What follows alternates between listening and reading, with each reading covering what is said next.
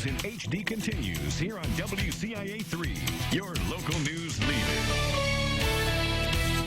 Most would probably think a measles outbreak would be a thing of the past, but not anymore. One is currently sweeping through Minnesota, and some are worried it could spread. With us now, Dr. Ben Johnston with Christie Clinic. Thank you so much for being here. So here's some figures. Okay, so as of now, there have been 58 cases of measles there. To put this in perspective, there were 188 cases total in 2015 in the entire United States. So why is this happening? Well, the group in Minnesota is primarily among Somalis, and they have a belief that immunizations will actually cause autism. And that belief is actually pretty much well held by a lot of people. It's a particularly dangerous belief to have.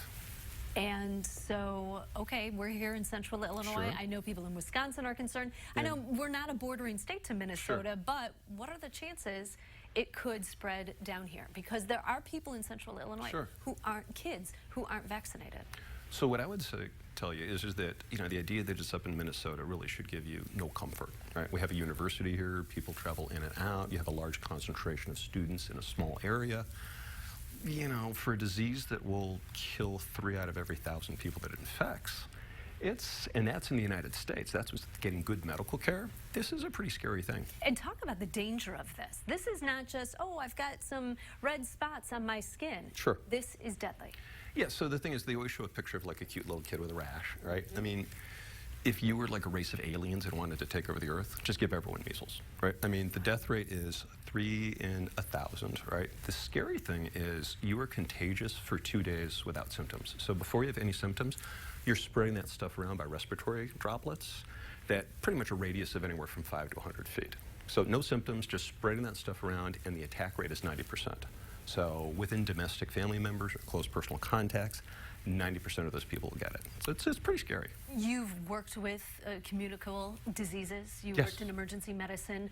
Are you surprised that this happened? Is it scary that you're seeing this? What are your thoughts about it?